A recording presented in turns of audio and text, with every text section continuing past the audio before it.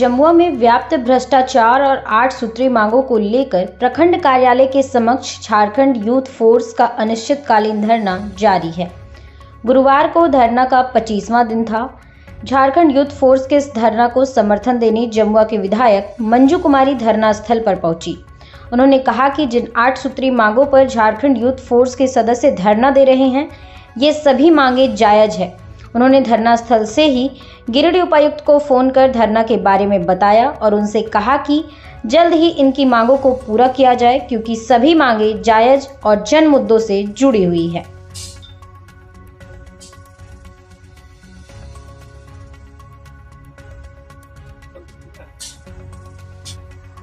DC साहब, यहाँ अभी जमुआ प्रखंड यहाँ मुख्यालय हम अभी आए हुए हैं। तो यहाँ पर आए तो परसों आपको हम जब आपसे मिलने के लिए गए थे तो आपको भी हम जानकारी दिए थे कि यहाँ एगो आपका बैनर तले बेरहाबाद के मुखिया धरना पे बैठे हैं 24/3/2025 से अभी तक ये को भेज रहे हैं। देखिए, हमारे यहाँ पर जमुआ प्रखंड मुख्यालय में 24 तारीख से लेकर के धरना प्रदर्शन यूथ फोर्स का है और हमारे बेरहाबाद के छोटे भाई मुखिया प्रतिनिधि गौतम भाई दे रहे हैं। हमको भी फोन के माध्यम से जानकारी मिला था और 2-3 आदमी भी हमको बोले थे, लेकिन व्यस्तता था, सदन में मेरा सत्र चल रहा था और इधर अभी आए थे तो फिर मेरे बीच में कुछ तबीयत खराब थी। आज हम यहाँ आए इनसे मिलने के लिए, तो हम देख रहे हैं कि इनका 8 मुद्दा है। 8 मुद्दा जो जनहित के लिए, जन मुद्दा के लिए लगभग बैठे हैं और अभी तक आपका प्रशासन से कोई आश्वासन नहीं मिल पाया है।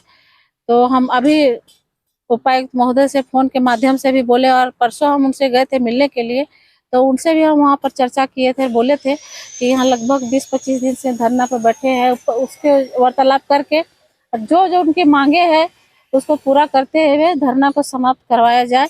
तो अभी फिलहाल अभी जस्ट हम डीसी साहब से बात किए हैं, वो बोले हैं कि किसी प्रखंड के कोई पदाधिकारी को भेज करके वार्तालाप करते हैं और जो जन मुद्दा है, जैसे कि जल नल योजना, हमारे विधानसभा में बेहद पैमाने पे कालाबाजारी हुआ है।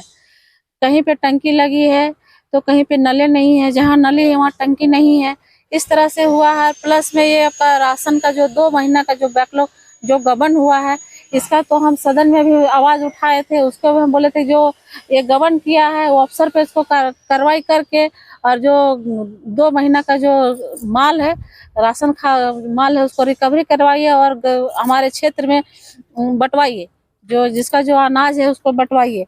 और आपका यह तीसरा में है आपका सीओ साहब, उसका भी बहुत मनमानी चलता है, बहुत कंप्लेनें आती है, वो मोटेशन नहीं करते हैं, रसीद नहीं काटते हैं, बच्चे लोग को जाति आवासीय भी एकदम क्या कहते हैं कि पेंडिंग पड़ा हुआ है, लोगों का एडमिशन कराने में भी प्रॉब्लम होता है, क्यों फिर बहुत सारा भी वैकेंसी निकलता है, तो वैकेंसी में जाति आवासीय का जरूरत पड़ता है, तो टाइम पे नहीं वो देंगे तो कैसे भरेंगे फॉर्म। तो हमारे विधानसभा में बच्चों का भविष्य का बात है। और अब चौथा में देखिए आपका जो है महिला चिकित्सक के लिए हम बात किए थे, हम भी विधानसभा उठाए थे। अभी पोस्टिंग हो गया है, लेकिन शायद ज्वाइनिंग नहीं ली। विगत 30 वर्षों से शिक्षा की ज्योत जलाता हनी होली ट्रिनिटी स्कूल में नए सत्र के लिए नामांकन शुरू हो गया है।